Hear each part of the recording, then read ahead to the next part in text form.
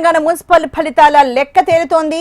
మొత్తం 116 మున్సిపాలిటీల్లో ఎన్నికలు జరగగా ఇప్పటి వరకు 65 మున్సిపాలిటీల ఫలితాలు వచ్చాయి. కాంగ్రెస్ పార్టీ 39 స్థానాల విజయాన్ని సాధించింది. బీఆర్ఎస్ 7 మున్సిపాలిటీల్లో గెలుపొందింది. జోగులాంబ గద్వాల జిల్లా వడ్డేపల్లిలో ఫార్వర్డ్ బ్లాక్ విజయాన్ని సాధించగా 18 మున్సిపాలిటీల్లో హంగ్ ఏర్పడింది. మున్సిపల్ చైర్మన్ల పీఠం కైవసం చేసుకోవడం కోసం కాంగ్రెస్ బీఆర్ఎస్ పార్టీలు క్యాంప్ రాజకీయాలకు తెరతీశాయి.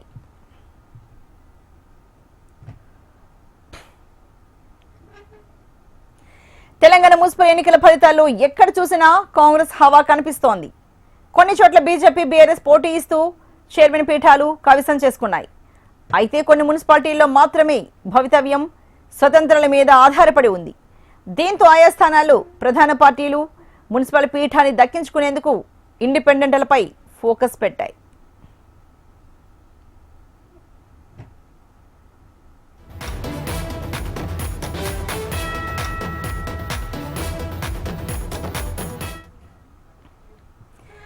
సంగారెడ్డి జిల్లా కోహిర్ మున్సిపాలిటీలో మొత్తం 16 వార్డులకు గాను కాంగ్రెస్ 8, బీఆర్ఎస్ 5 చోట్ల విజయాన్ని సాధించాయి.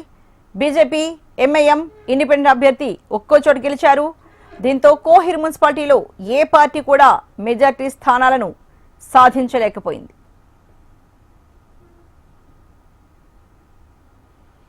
మహబూబ్ నగర్ జిల్లా దేవరకద్రలోనూ హంగ్ వచ్చింది. దేవరకద్ర మున్సిపాలిటీలో 12 వార్డులు ఉండగా కాంగ్రెస్ 6, బీఆర్ఎస్ 4 స్థానాలు గెలిచాయి. బీజేపీ ఇతరులు ఒక్కో స్థానంలో గెలిచారు. దేవరకద్రలో ఏ పార్టీ కూడా పూర్తి మెజార్టీని సాధించకపోవడంతో ఇక్కడి ఫలితాలపై సస్పెన్స్ కొనసాగుతోంది.